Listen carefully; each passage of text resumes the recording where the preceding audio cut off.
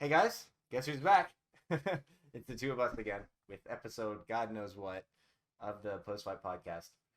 God, I don't know, I'll put it in a subtitle or something. But yeah, we're here to dip our toes back in the water and eventually get back going like we were before, with some changes and whatnot. We're gonna do a thing where, if shit's boring, man, we're not gonna talk about it. It can get really draggy to fucking go on about a card headlined by Span and Anthony Smith. So if that's the main event, imagine, But yeah, that's pretty much how we're gonna roll from that one. We're gonna jump straight into it. Trayvon, if you want to say anything, I'll I'll hand it over to you. No, like I said, good to be back. Uh, just it's always nice to do this. We always enjoy it. We even enjoy talking about the trash cards, but not enough to actually like we It can could talk about something different. Yeah, we have better topics to talk about. So yeah, if we have like a trash card, we'll just literally 2 seconds talk about it and then go on to whatever we like. Because me and Armand always like are arguing with each other, debating yeah, just about talking about random different fight things. stuff in good Fights that just nature, of course. yes, exactly. Yeah, everything. Yeah, so we're always like arguing about something, debating something. So it's really fun. We're like, why don't we talk to this on the podcast? Yeah, it'd be more entertaining, So I think, and more immersive for people who are gonna yes, and know. then better, yeah, and better to flesh out your ideas and whatnot. Agreed. Uh, but yeah, so we actually do have an actually interesting to talk about today. And that is a UFC 264, 5. I forget the numbers. 66. 66, yeah. Yes, sir. Remember, I used 66. to remember the numbers all the time. You And slipping. Volk and Volk and Ortega. Uh, freaking awesome, man. Freaking awesome. So we're gonna just talk about the main event because goodness gracious, probably fight of the year, man. Like So that was far, yeah, kind of that was incredible. ridiculous. I know, yeah, really cool, really cool. I remember I tweeted something. Just my initial thoughts was crazy. It was like I think Volk is top three pound for pound, easy, no Yeah, contest. Don't have to think about it. Don't even talk about top three pound for pound. Put some respect on that man's name. he's crazy. No So Volk good. slander at all. Yes. I've been tired of Volk slander from day one. Day one, I've been tired of Volk slander. Hated it. Yeah. This is unacceptable now. Unacceptable. It's just hard for people who are fans of Max Holloway and watch that second fight, and then they just want to. I'm a fan of Max. I know, but you know, everyone has massive a fan of everyone. Max Holloway. With our caveman brains, we just want to like fling shit at the guy who beat you. You know what I'm saying? Yeah. Yeah. Mhm. Mhm. Like, hey, this man beat Aldo, and I was like, God damn it. You This were man beat upset. Max. I was like, Damn. God damn it. You know what I mean? Yeah. But I like, Volk is cold as hell, He's so and he's good. cool. So He's a cool guy too. so yeah, it's fine. Yeah, it's fine. It's completely fine. You know It what I mean? really is. So like, yeah, yeah, no Volk slander at all. Man, the heart between both was crazy great. Skill, mainly from Volk, but still from Ortega, crazy great. Uh, I guess we'll talk a little bit about the actual tactics for a little bit before I get into the storyline of the fight. I think Volk did an excellent job of like mainly big picture denying Ortega his like big counter opportunities Yeah. or allowing Ortega to build it to get reads. Volk did a great job feinting, kind of hitting stutter steps in and out. So Ortega was kind of having trouble, like actually catching on He's always been some so patterns. good at that. Always been so good at that. Yes, like, and then Volk's defense isn't the best No. because it's not the best, but because sometimes he'll scurry away, kind of like with his head back. Head back. But then sometimes he'll sit down. Yeah, sit down. Sometimes he'll sit down and counter. So it's kind of hard to actually read because you'll like blitz hard on him, and sometimes you can kind of touch him, and then other times he'll just sit down and hit you with something big. So it's kind of like I kind of like it's a little his habits actually flow into success, which is really good. His jab was great. He did a great job picking off Ortega's entries with his jab. Phyllis is a great jab. I love little man jabbing people because jabs are universal. Distance management is universal. If you're good, you're good. And we're going to talk about that with Usyk today too, because I want to talk about Usyk and Joshua. Just really quickly at the very end. Yeah. Yeah. If you're good, you're good. I mean, like if you can small people jab up big people if they're good, it's fine. Volk did a great job of just doing Volk things, basic things. Nice movement. Kind of kept Ortega turning a little bit. Love the way how he kind of played off of his lead hand, which is always really good. Feinted a whole lot in and out steps to stop Ortega from getting like easy counter. I don't think Ortega really countered him much, really at all, to be honest with you. Most of Ortega's good work was off of Ortega pressing behind his jab. Yes, exactly. And kind of chasing Ortega and kind of chasing Volk down with shots, or just kicking at him because kicking at Volk is a good thing to do. It's so short, you can kind of get head kicks or body kicks. Yeah, just yeah. like no. He'd also sometimes counter off the lead left round kick to the body. Yes. And catch him. Yes. That's actually how he exactly. dropped him, or not dropped him, caught him off balance Exactly. and nearly ended the fight. Mhm. Yeah. Volk is a very smart kicker. Unfortunately, mechanically and technically, he's not the best kicker. Like in terms of like just so he can get countered off of his own kicks or caught or them caught or it just causes things commotion. Super great fight, man. Fight of the year. But man, that third one was crazy. I want to talk about that. Oh, That was dude. insane. Like, dude, like that guillotine was he had a guillotine where His he had head an army turned guillotine purple. with the arm trapped, and Yeah. that is so hell to be in. And the thing is, when I was watching it live, I was like, okay, I have no idea if Volk's gonna get out or not. And as soon as he got out, I was like, that's crazy, but he's still mounted. I was like, he is still mounted. This I is was like, bad. ugh. Yeah. Yeah. I Yes, was so but scared. Volk Yeah. did a great job. You know, yeah, he did a great job escaping mount. Most MMA guys would have gave up back and got finished, Yeah. but Volk escaped technically and properly. Very few MMA guys actually would have done that. He actually framed, posted on Ortega's hips, and then circled back in. And even though he was getting threatened with the darts there, I was nervous I about really that wasn't because too worried about. Well, in the moment, I wasn't too worried because he was sitting in there for such a long time. I was like, he clearly knows what he's going to shoot for, and he's clearly going to try to take him down and roll through. And Ortega's going to try to hit an underside doors. yeah. And I said, I think Volks clearly see what's going on, and he's going to try to swim himself out of there, which is what he did. And then the damn triangle came after the ground and pound, and I was like, oh, this Not triangle again. is deep as hell. Not again. Yeah. Whoa. I said, whoa. Volk was a little lazy with his rear hand there. I was He was worried ground about and that pounding him too. really hard. And had Yes, he was a yeah, little I was lazy like, with dude, his you're gonna get that shoved out. Please be careful. Yes, Yeah, exactly. please be careful. This isn't like And there's he got some people with whom, sorry to cut you off. There's some people with whom you can no. you can get away doing that if you have Oh yeah, a a lot of people. relatively good defense, like just posture. But Mhm. there's like maybe a few you can't, and I would put Ortega, even as tired as he was, in the ranks of people you just shouldn't try and get away with that against. Yes. Same with like exactly, Charlie Olives yes. and people like that. But Exactly. yeah, it's And Volk's submission defense late stage submission defense was extremely good. He was doing the Yeah. basic things you want to do like in late stage. So when he got caught in the triangle, just freaking rough as hell too. I think the guillotine was the worst thing. It was. Yeah, That was better rights. I think the guillotine was the worst. Yeah, was the worst thing, and he did a great job of getting his arm in, bucking to get his arm in. His arm, his arm is trapped at the guillotine. It's like a mounted triangle, not a mounted triangle, but kind of like the arm. His leg was Ortega's leg was over. Ortega's leg was over Volk's. So him getting that arm in, so that way he's not like with no arms fighting, was crucial to get enough space to just barely breathe. 100%. The triangle was rough as hell too, though, and I like how he kind of sat back, kind of gave himself some room to push down the bottom side. Yes, yeah. And it made Ortega have to base his feet on the mat to try to probably either circle to get to mount on top or to keep the triangle on top, and he used that to be able to escape. Yeah, he was able to like really get good late left and turn around. It was really, it was very slick. I was so impressed with him. Yes. And you know what was most impressive to me about that, Treyvon? I didn't mean to cut you off.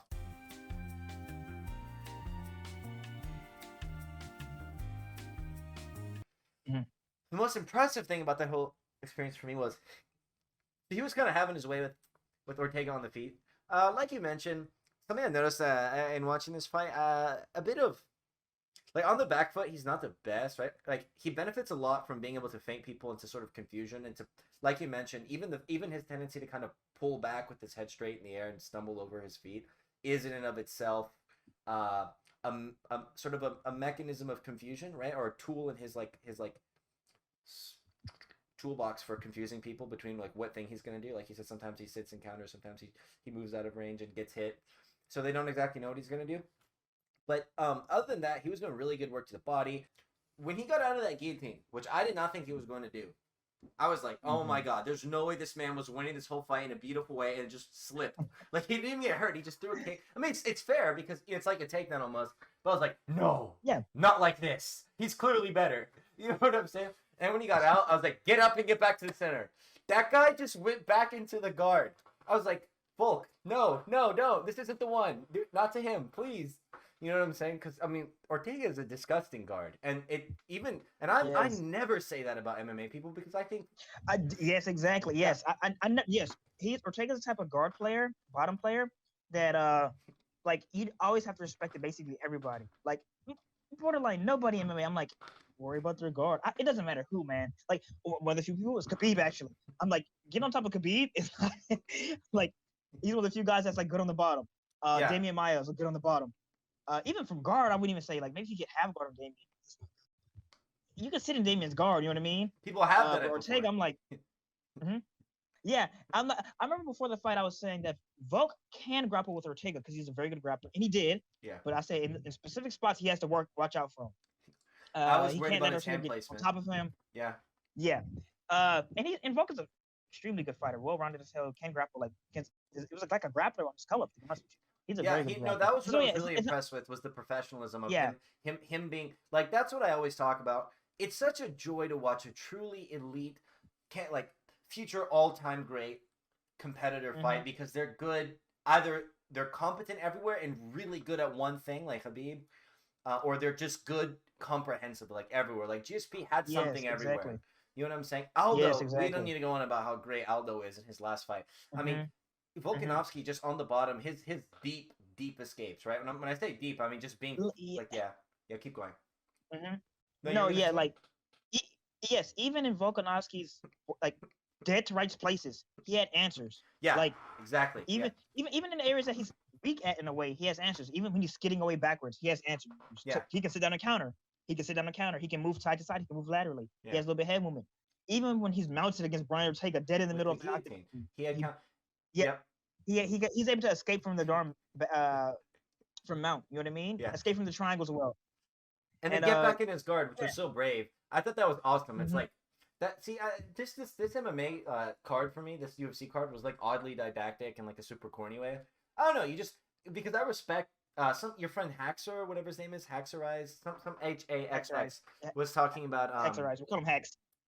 Sure. He was talking about how he did it and didn't embody that whole like tough guy whatever. He made it come up in to champion in like some kind of an integral way, and I made a comment that he's like one of the bigger role models in the sport, right?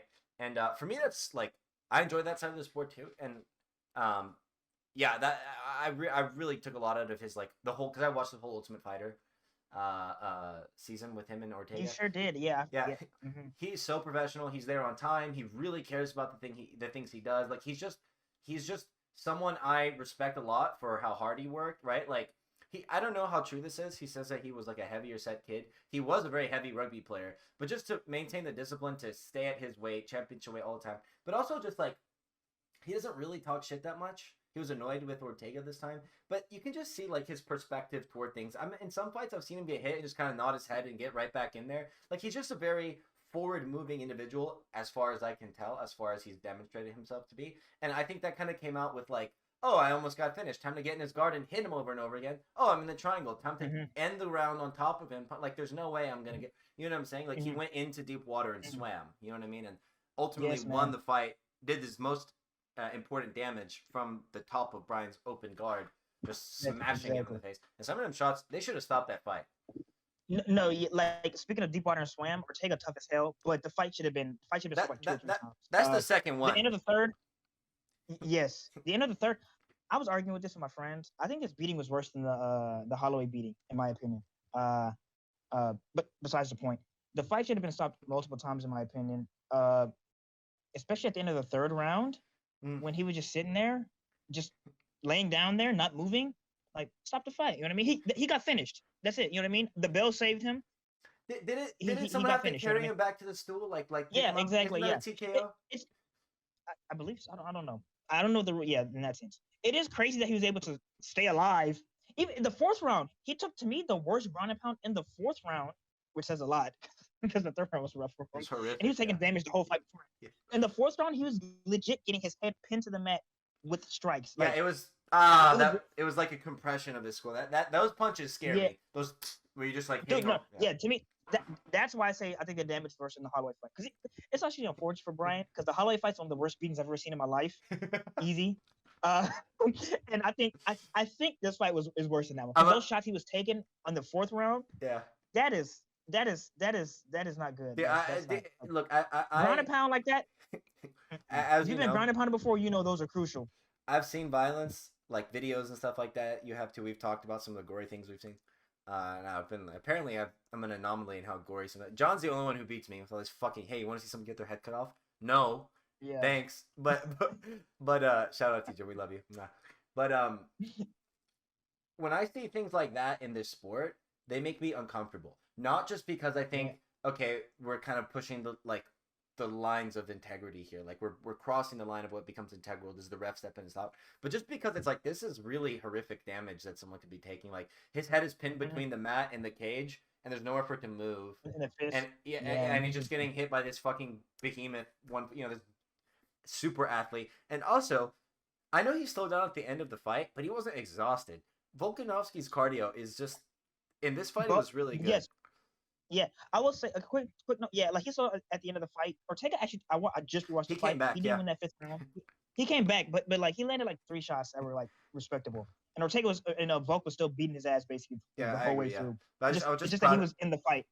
Yeah, for the first time. Both of their cardio is crazy. Yeah. Both of their cardio is crazy because Ortega got finished like 4 times and still just didn't die. Well, and then Volkanovski to just basically go ham on a heavy bag for 5 minutes. Yeah, and then exactly. Just be ready to go again. That's hard. That's hard. That's hard. I run a 7-minute mile, and that's hard for me. You know what I'm saying? That's hard. And then getting caught in 2 hard chokes where you have to fight. You have to use your full physical energy, and you can barely breathe to get out of 2 chokes like that. It's the same. It's the same energy you're using, like not to die. Like if you're in a life or death situation, you're trying just as hard, and you get up and keep going. Yes, I mean, you're in incredible condition. But they're great conditioning. Ortega's corner, man. Ortega's corner, Herb Dean, and freaking the doctor. Don't know what the hell they on, man. Like, I want to be on none of those things. I don't know, man. I don't know. That was ridiculous to me, man. It really was. But elite ass fight, man.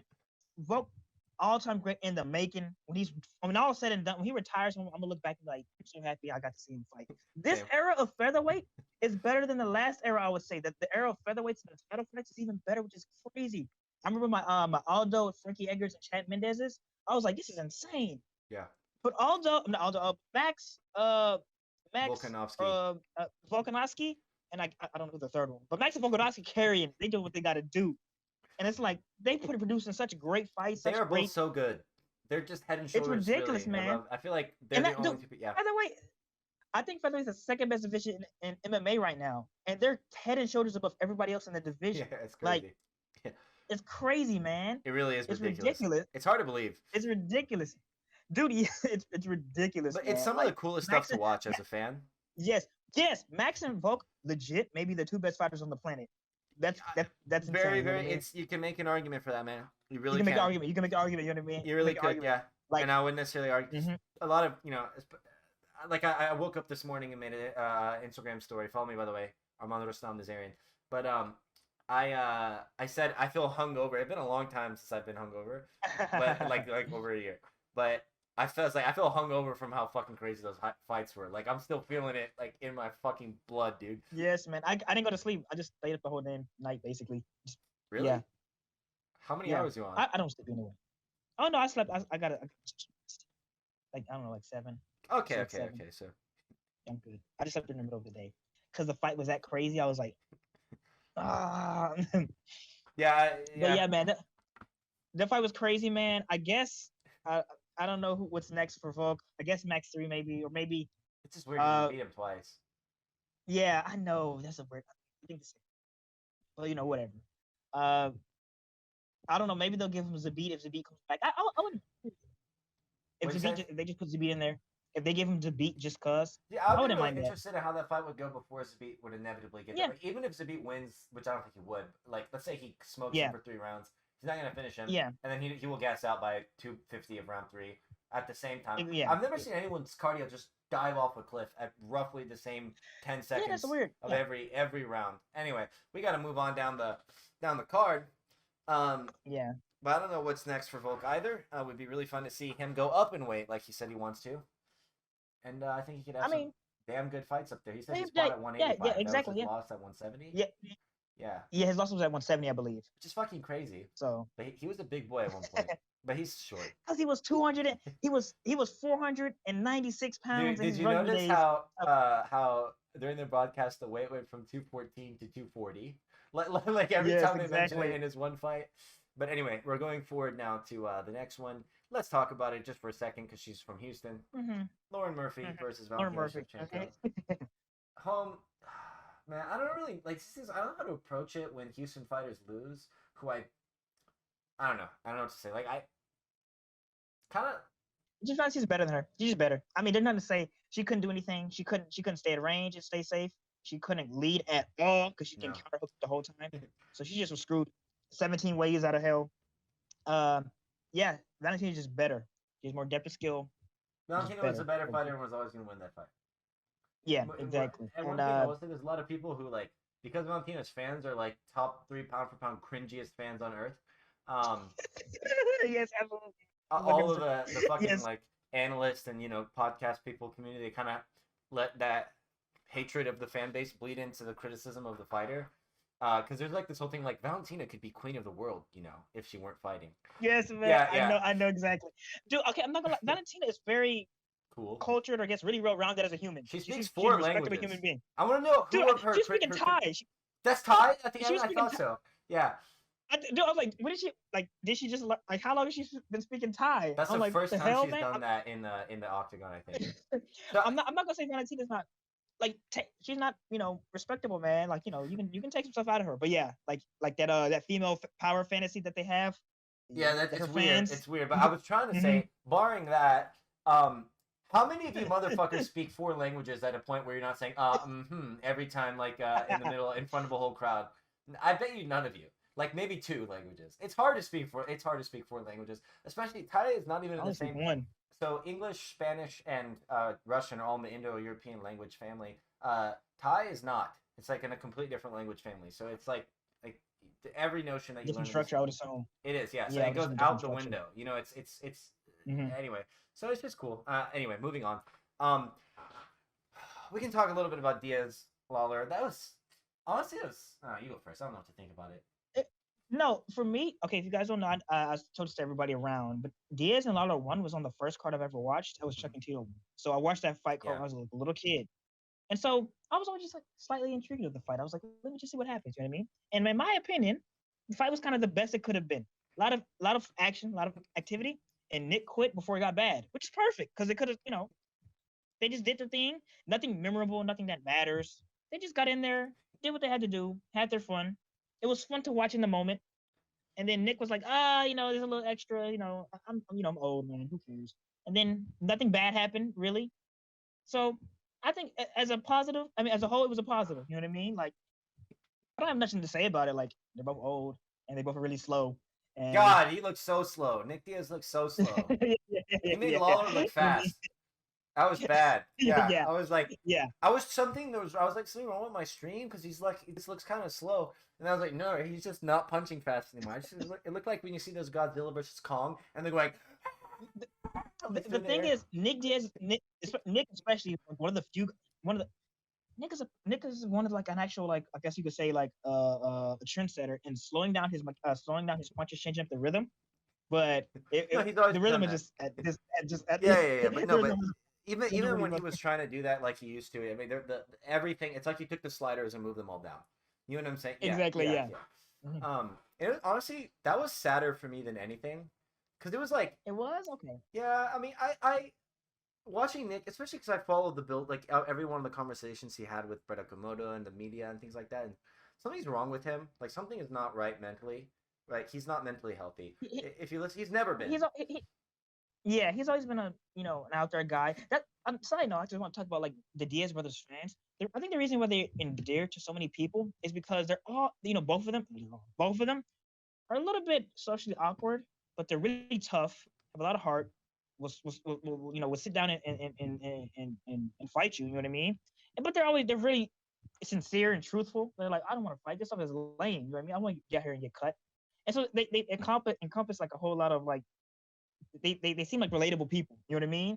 Yeah, especially like people that fight. You don't have to raise yourself to an unrealistic ideal in order to relate to them. Even like someone in GSP's case who achieves that in a sort of like a quasi similar way is less relatable because of the excellence he's nonetheless achieved, right? Like what you're dealing with someone there is an excellent person who's also very insecure. Whereas with the Diaz brothers, you're dealing with very skilled and talented, fighters compared to the rest of the fighting population outside and within the UFC, but who has not achieved near flawless greatness. You know what I'm saying? Yes. So you can see they have highs and lows like in a very publicized way, but that follow a normal pattern of human highs and lows.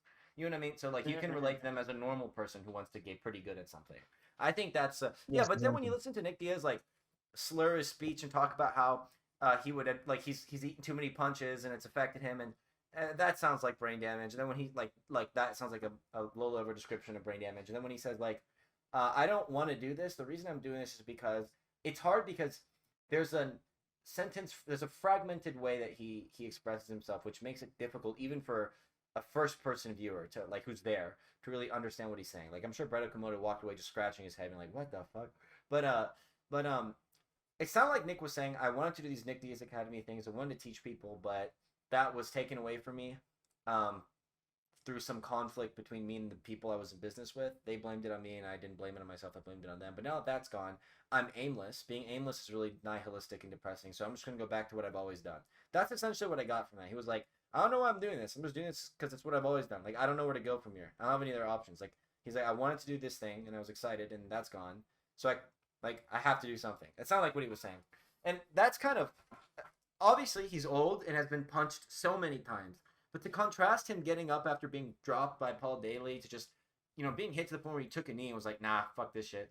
Um, it's almost like you watch yeah, he's aged, so it's like that's obviously going to affect his ability to take damage. He also has a lot of miles on him, like my friend John said, which is going to affect his ability to take damage. But also, I don't think he has that dog anymore. Like, you know what I'm saying? He's not like, No, yeah, yes, that happens a lot. Like Diego Sanchez used to just will fight to death, yeah. and then now he's just like He took and that's normal too. That happens a lot. yeah, It happens a lot. yeah. Can you That happens a imagine lot to a old lot. Diego Like a lot of Sanchez guys. deciding to win by DQ? Can you imagine old Diego Yeah, Sanchez exactly. Yes. Yeah. saying, yeah. Yeah. Exactly. Mm-hmm. You'll see. It happens to everybody, man. Like you'll have like people like Mike Tyson who are freaking crazy, and like end of his career, he just don't want to fight no more. You He's know what like, I mean? I It's don't just like, have this in oh, my this. heart anymore. He just didn't even care. Yeah, exactly. Yeah. Yeah, that happens a lot too. I didn't listen to too many of his interviews. I only saw a little clip here and there. He did look a little like, but I didn't listen to any of his interviews. So you're just detailing it because I didn't listen before him. It does make it a little sadder. But in terms of just a pure action perspective or the pure fight, He looked good for an old man. I mean, yeah, like he would beat the hell out of a normal person, easy as hell, no doubt about it. I mean, he put together some good combinations, some good shots, like that he was digging in the Yeah. body. Lawler. And shout out my man Robbie. Yeah. It's good to see him get a win, I guess. You know what I mean? Like, he had The fun in thing the about fight. Lawler is that, especially late, like nowadays, he can just get complacent, like kind of rolling in the pocket. But like, who was it that said this? It might have been your boy Ryan. But like, people were saying like, oh no, Cody Covington has like this amazing jab and pace and pressure. Colby, sorry. See, I don't even want to remember his existence, so that's why that happened.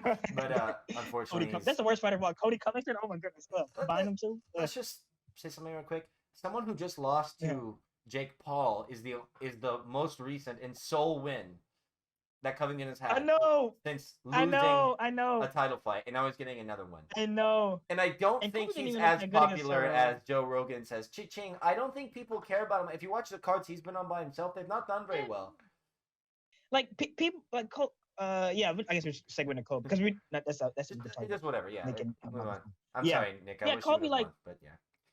Yeah, I mean, well, yeah, it's fine. Robbie won. I like Robbie, but yeah, I like both. So it's but yeah, Kobe. Yeah, he beat Tyrone like not even in a good way. He just was there with him. Like, okay, who cares?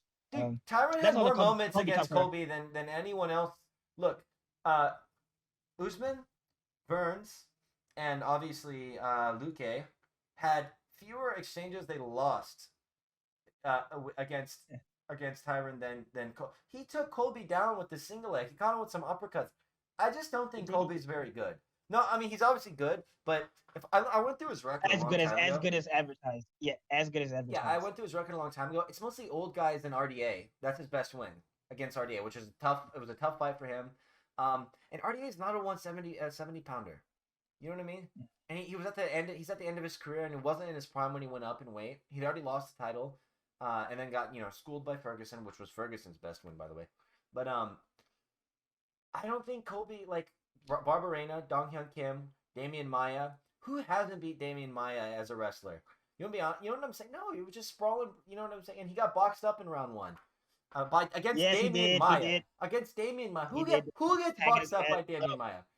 Tagging his ass up, man. So I just think Covington's kind of like middle pack. Good guy with pace, no power. Yeah, not even that great of a cage wrestler. Anyway, Yeah. we'll move That's our down. guy. That's our coming and talk. We're gonna talk about okay, Blades won. That's I nice didn't for him. watch I'm glad that he didn't fight. get knocked out because he won. He just won. I just saw him get taken. What was the first fight? Yeah, he It got was taken. the woman. Oh, What's her name? Jessica Andrade. Andrade. I like Jessica Andrade. I like Andrade, man. She be out here throwing them things. I like She her threw too. them things and she won. So bam, that's it. And she's pretty as hell. We need to talk about this. Man. She's really pretty in the face. She is really Nobody pretty. talks about this. I unfortunately Very I pretty. was taking a test during these Oh, so I didn't watch that. that's I just, unfortunate. yeah, I was taking. Well, you tests didn't. during I mean, you didn't everything, miss much. Yeah, I knew Jessica she'd just win. ran up on her. And I just hit knew. her. Yep, that's Yeah, exactly what I thought yeah. would win. She finished her, She right? just ran up on her Like and just hit her. TKO at the end Yeah. of round 1 or something. Mhm. Yeah. Mhm. But let's talk about Merab and Marlon. I think okay. This is how I know Marlon is shot. To me, Merab is a horrifically easy matchup for like a prime Marlon. Yes. Like super easy. Agreed. Like yes, extremely easy matchup for prime Marlon. Coming into this fight, I was like, I don't know who's gonna win. To me, it's like a coin flip. Because if Marlon destroys Merab, I wouldn't be surprised because that's still an easy matchup for him. But he's looking old and shot and just mentally not there. Physically, he still looks pretty much there, man, except for the chin. But physically, like speed, he's still fast as hell. He still hits hard as hell, clearly. Yeah. He's still, yeah. Like he still looks there physically, except for the chin and the cardio, which is important as hell. Yeah, but mentally especially, just yeah, it's weird. Yeah, mentally especially is bad. And so he damn near killed Merab. I don't think. I mean, I'm not mad at the non-stoppage. Because Armand wanted to talk about this. I'm not mad at the non-stoppage. If it would have got stopped, I wouldn't have complained like in general. Same, yeah. But yeah, like Merab is the type of guy you gotta let him, gotta let him move. You know what I mean?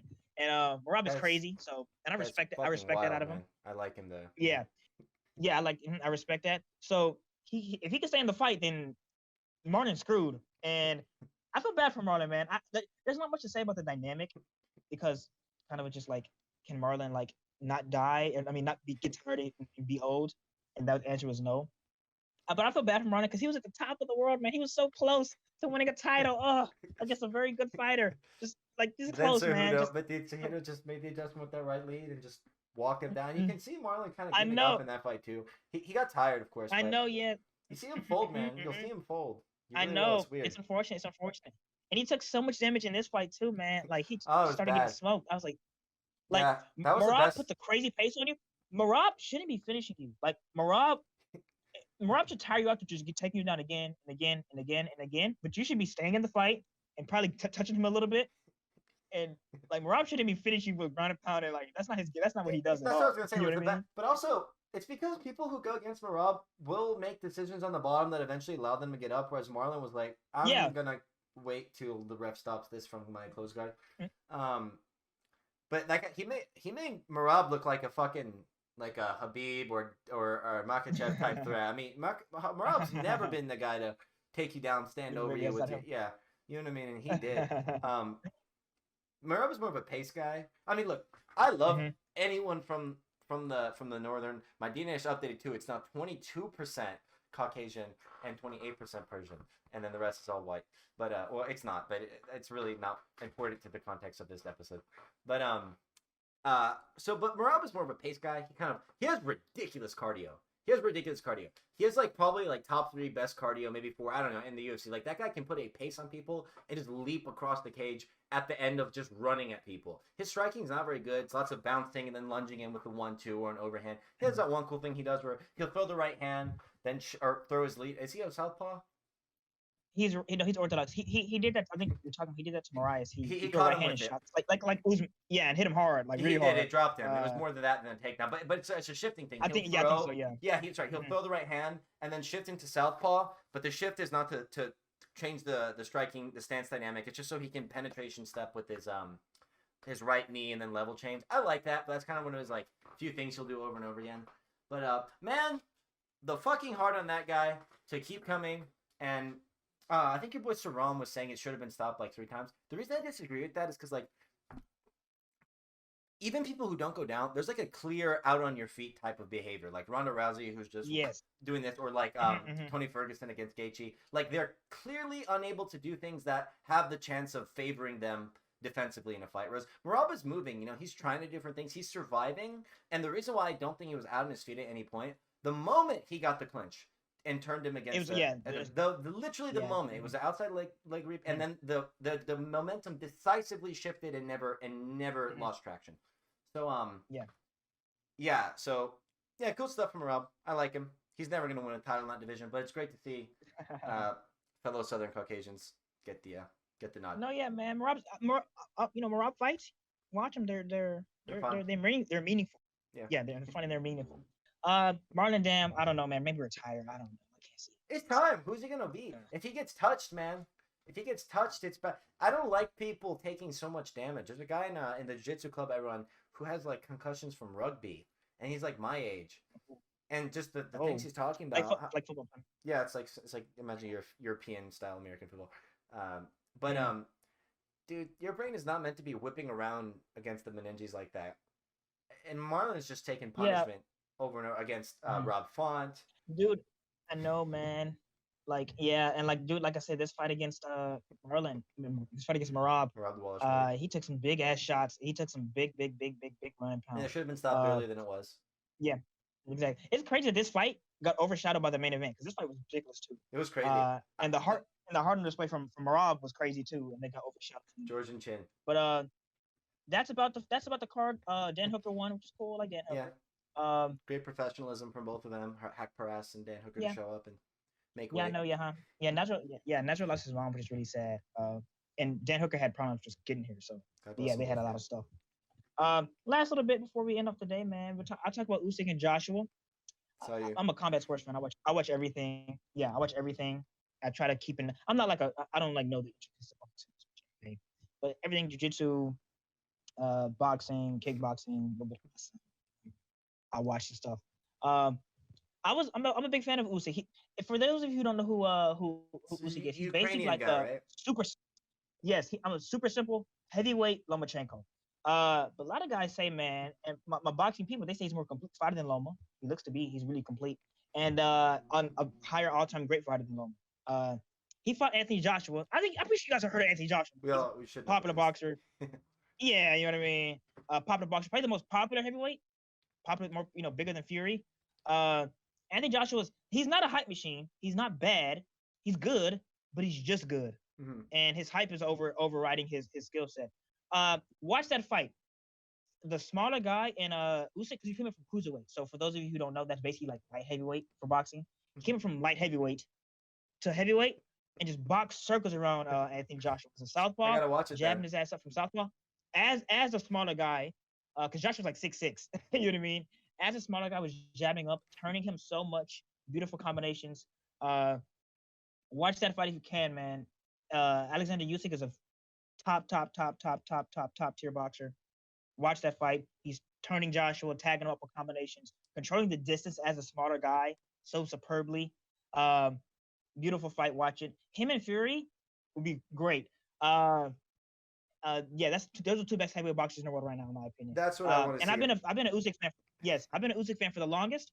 I thought in this fight beforehand, just off of like a basic read, I said Usyk is gonna give Joshua trouble, but I don't really know how it's gonna go. So seeing him beat him up was very interesting. And like, side note, I was trying to watch the fight on the British stream, which is Sky Sports. I watch actually a lot of like British sports sometimes. Yeah. Sky Sports is like their ESPN, I guess you could say. I was watching the lead up because boxing's pacing is horrific. It took like an hour from the co-main to get to the main. Oh terrible. My god! That's one reason why I don't watch boxing. By the way, is because they shove you a million theatrics and bullshit. Also, like UFC politics, UFC structure is horrific. MMA structure is horrific. I can't express how terrible the judging, the reffing, the everything in boxing is. Disgusting. Like I was legit worried. I said Joshua still could take his decision, and he didn't win this fight. Yeah. I said Joshua could still take his decision. People were worried about that. I saw that on Twitter. Yeah. Yes. Because it was in his hometown. Not his hometown. It was in England. Because Usyk is a road warrior. He always fights guys in their hometown, which is really cool in my opinion. They're in a big stadium, 70,000 people. They're interviewing for Joshua. They're like, Joshua, yeah, Joshua this, Joshua that. What is Joshua gonna do? Like what is Joshua's plan? Like, it's an event made for Joshua. And so Usyk did the damn thing, beat his ass pretty much. Him and Fury, that's gonna be a good fight. I was saying, I guess Fury. But it'd be a very entertaining. Well, entertaining, maybe not. It'd be a very high level fight. You know what I Yeah. mean? But people were complaining that Joshua and Fury isn't going to happen because that would be an enormous fight. But like, I don't want to see I don't that care. though. Joshua was always going to get killed by Fury, always. So I don't care. I And don't know much about I think boxing, Wilder. but I've Yeah, always known that I, Joshua was was a bigger star than he was an actual technician. yes, exactly. Yeah, and Joshua, I'm not trusting him against Wilder. I got to be honest with you, Same. man. Yeah. I think Wilder put his ass down. You know what I mean? Yeah. Uh, Wilder's so yeah, good, like but yeah. Yeah, like Joshua, good fighter, but again, hype overriding his actual Yeah. skill. His reputation sort of Just precedes him. basically, if you're trying to watch some boxing, watch that fight. If you're a fan of that. So yeah, man, that's the weekend of fights. My Saturday was great. I I had a had lot a of good good stuff to watch. Saturday too, and that's rare Yes, for I had a me. great I'm Saturday. so busy, but man, look, I had a great Saturday. those fights just made my absolute fucking day and night. Mhm. Oh my god, I was watching with Exactly. Sean just Mhm. the last one, and that Yes, fight was like you read those fucking stories. Like I'm reading the Saga of Ragnar Lodbrok right now, the Old Norse thing, and you read these like Shauna Man, these like epic. These things are like if you could take like all the adventure stuff that happens in these old epics, these old sagas, and if you put them into like just a combative real life. sphere, yeah, Yeah. not real life because you don't fight dragon. You know what I'm saying? You just distill it into the Yeah, context yeah. of combat. You know what I'm saying? The ups and downs, the improbability, the fucking emotions you feel, the watching, and everything. That's why I love this sport so much. You know what I'm saying? Just especially Yes, having man. watched The Ultimate Fighter and like gotten behind Volkanovski as an actual person, and then not really liking Ortega, and then being like, well, he's got some fucking heart no matter what. It was just a great. It was He just does. one of those things that you're just like, I'm so glad I'm alive. Like you know what I'm saying? It was just one of those things. You just love it. Yes, Just man. a No, comprehensively great thing. it was good the whole like say for me, it was good the whole way through. I watched Joshua and Usyk, and I was like, damn, that was good as hell. That was some good ass boxing. You know what I mean? Usyk did the damn thing. He did just great fighter. Yeah. And I was like, damn, did you see next? And the way how the event rolled through was good. Yeah, it was just very nice. Yeah, for I sure. hope you guys enjoyed the episode today. Yes. We're back. We're back. I don't know what's next week.